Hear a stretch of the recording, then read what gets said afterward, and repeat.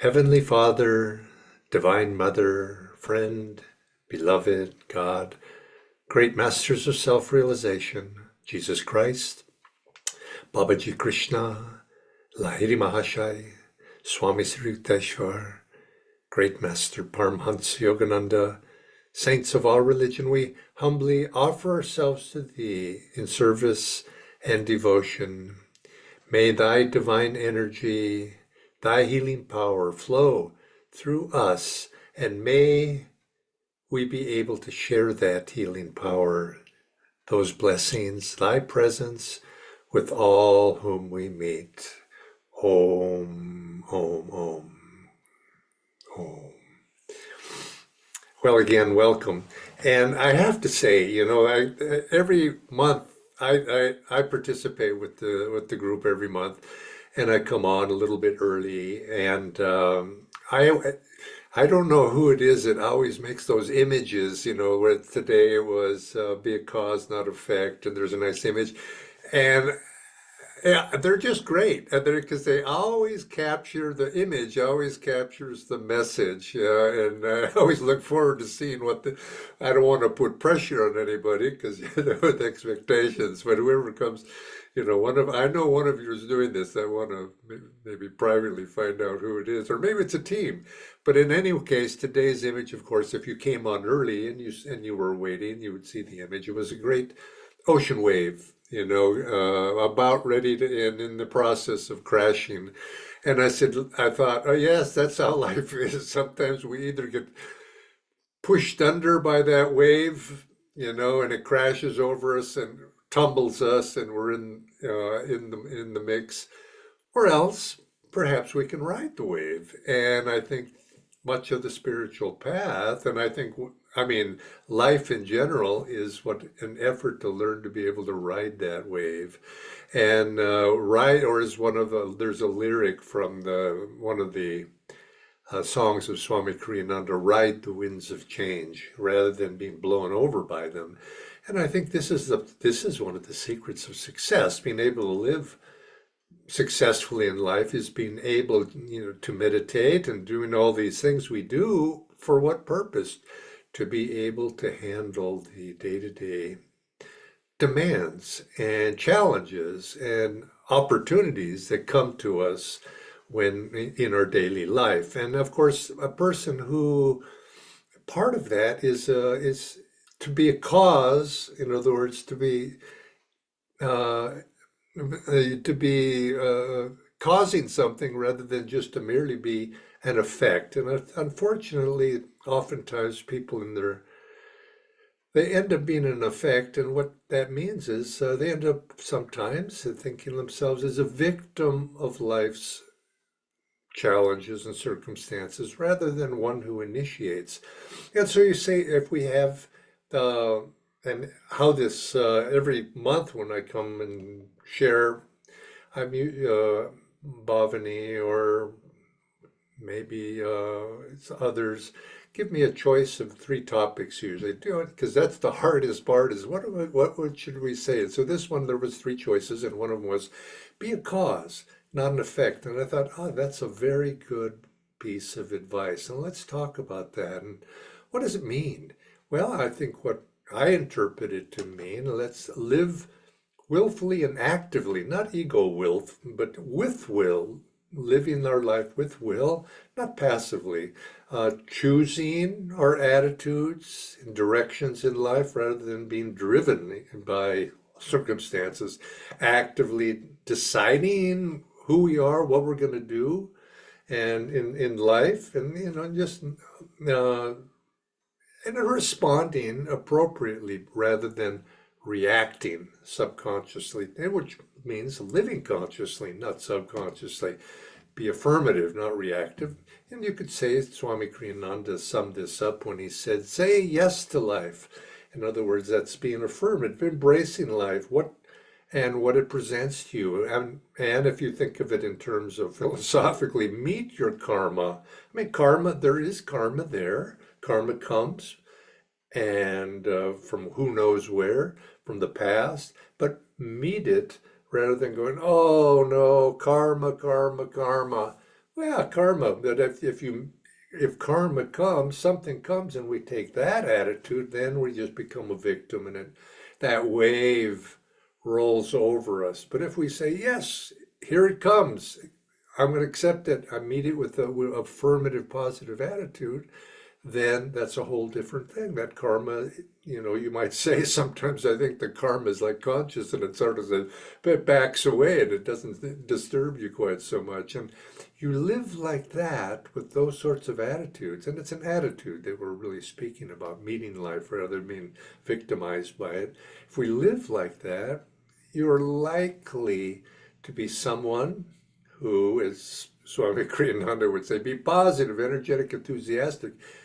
And you could sort of going to be someone like that, but also if you don't have that, if we take those attitudes and affirm those attitudes, I'm going to be positive, I'm going to be energetic, I'm going to be enthusiastic, I'm going to be someone who creates opportunities rather than waits for them. And why? What is the effect of that? Well, from a health perspective, we're not only is it physical, mental, emotional, spiritual, we're going to be happier, more likely, going to probably be more healthy, going to be more successful, and certainly we're going to be more magnetic, and whatever our station in life. Now, karma does exist. We can't, it doesn't mean if all of a sudden if I'm going to be positive, energetic, and enthusiastic, I'm necessarily going to get out of my wheelchair and start walking. No, we do have karma, and things happen to us. Karma happens because we've got lifetimes and lifetimes behind us, but yet how we respond to it and how we take action from whatever comes to us, that is going to determine what happens in the future. And when we speak about health, we may have ill health now for who knows what reason, but to the best of our ability, to the degree that we can be affirmative and respond to it, we become a initiator for what comes in the future rather than a victim of that. And underneath this is there's a couple of elements that I want to mention today. This, of course, you can imagine is a big topic. We in our classes we go over these things in quite depth, but just a couple of things. It takes being conscious, making an effort to live consciously rather than subconsciously. There's so many people, and us as well. I look at my life and I think, where was I? What was I doing? I was in the subconscious, perhaps daydreaming or wishing, and I wasn't conscious. I wasn't right here, right now. This effort to be able to live affirmatively, to be to initiate rather than just to be a victim, demands that we approach life consciously, and it's consciousness, effort, will. In other words, will. We have to energize. We have to bring consciousness, will, and energy to our day-to-day activities. Now, if we can infuse with the consciousness, effort, and energy, if we can infuse those with the positive conscious effort, positive energy, positive uplifting, in other words, an effort that's moving upwards rather than downwards, because a person can be very conscious but angry. You can put a lot of effort into being negative, and you can and a lot of energy into that. So you have just being conscious, energetic, and willful needs to be guided in an upward positive direction. But these are in our control, and this is where you could, if you notice, and I suspect most of you, if not all of you, are devotees of these teachings of Paramhansa Yogananda. And if you look back and remember, what were the things that we learned when we first came onto this path? We learned and actually, if you've ever taken Master's, the lessons that he put together that are now distributed by Self-Realization Fellowship that are based on his old Perceptor lessons, he starts with will. That's one of the first things. So he starts with will because it's the foundation of everything. Is a person who is going to be dynamic in life, affirmative in life, has to summon their will. It's the thing that makes us, actually human. And it's the basis of the path of self-realization, of attaining what all of us want, which is being healthy and happy, living consciously, begins with that seed of individual will, because the will, we are blessed as a human to actually have an ego ability of self, a sense of self-awareness. Of course, its ego is limited, and its attachment to this body, that we think this is who we are. But that's a stepping stone, because it gives us will to make choices. When we can make a choice, we're putting our foot on this path of self-realization. We're putting our foot on the path toward enlightenment. We're putting our feet on of fulfilling our destiny as human souls, which is to ultimately reclaim our divinity, reclaim our kinship with the divine. We're children of God, but unfortunately we're sleeping. So we have to be able to wake up. So in other words, we need that. When we have will, and the greater the will, the greater the flow of energy, they go together. We can then awaken to consciousness. So many, I mean, all of us, we look in our own lives and we see that, yes, we're not really fully awake. We're living in habits, old patterns, not getting on that surfboard to ride that wave in that image that was on the screen when we started. That's our journey. That's what we practice when we meditate, when we do our energization exercise, is to wake up and approach life consciously. And how is one of the best ways that Master recommended us to do that is keep your attention upward. Keep it up, and point between the eyebrows. Keep yourself, I am awake, I am ready. This is of course what is necessary to be able to awake. And then once we're awake, then we put energy into that. And so this is the basic core of the journey. Now, I mentioned that we've been given a great gift, and that's the gift of ego. The ego, a sense of self, a certain amount of self-awareness, and the ego wants to satisfy itself. We're seeking happiness. Now, it's limited. Yes, it is. Animals live you might say, in a state of nature. They're driven. They don't accrue karma. When we have an ego, we accrue karma, and that's a bad thing. But it's the first step, because we seek happiness, and we begin to be able to make choices, wrong choices often, but I don't know if there really is a wrong choice. It's wrong in the sense that it doesn't give us what we really want, which is being happy, to be fulfilled. But yet, by succession of wrong choices, we learn our lessons.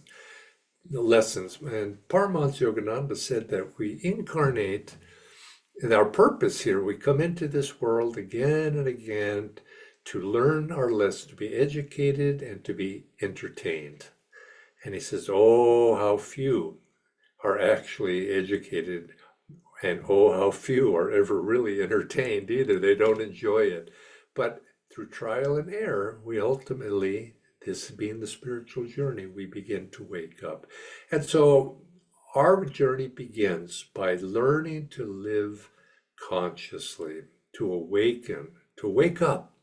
And ultimately, of course, the first step is to, out of the subconscious cause and effect is driving us, to wake up and approach life consciously, make the ability to make choices. Now, consciously. Now, that doesn't mean it's being a good choice. That's second. The first thing is to live consciously. I take responsibility for my actions. I will face and make the best choice I can. Then, through trial and error, success and failure, we find that some things bring us more happiness than others, and we begin to follow that string until ultimately we slowly wake up into super consciousness. And that's wisdom, of course, all the mistakes we've made ultimately. But start with that effort to be conscious, take responsibility, and the attitude that we bring to whatever decisions we make ultimately will affect the karmic result of what happens. If we approach something with a joyful heart and we make a mistake, the karma is going to be very, very different than if we make a decision with anger, we make a decision with grievance, we make for negative purposes. The karma is very, very different. And so even if you make mistakes, if we make it with sincerity of heart, we don't avoid karma just because we were sincere. But yet what karma comes back is moderated by the attitude that we put into it. So our job is, and we have the ability to do this if we choose. Now the question is, why do we make foolish choices that we regret it and we do it over and over again? Well, it's called ignorance. And of course, Maya plays a role in it. So it's not we are guilty, but yet the mitigating circumstances is this world is set up in such a way to tempt us to go in that way. So God realizes this. But if we say, oops, that wasn't right, and we change direction, that karma, not completely, because we did put it in action, so we still have responsibility, but if we recognize it and try to make amends for it, that karma comes back in a very different way. So this is, if the important point here is be a cause, which we're saying here in this. Don't be just an effect. Be conscious in your actions, and then moderate that consciousness with right attitude.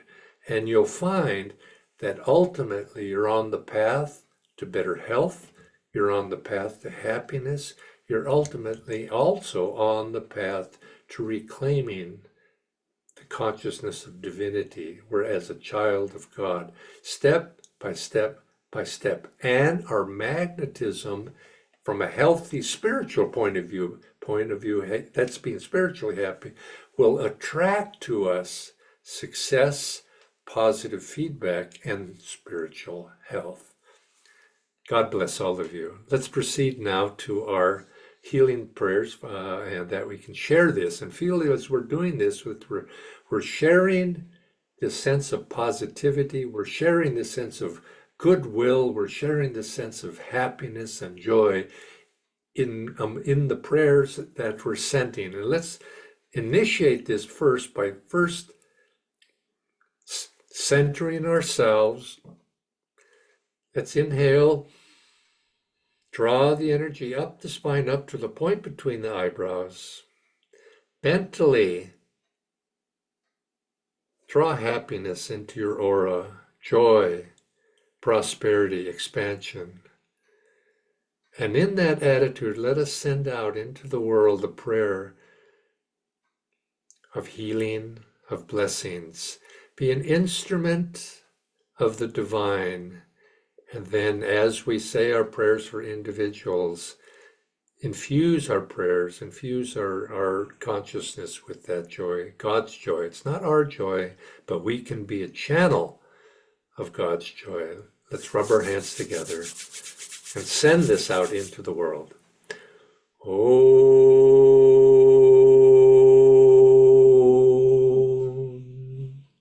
Om.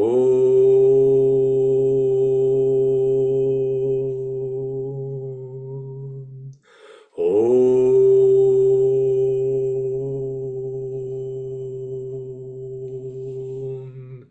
Now a low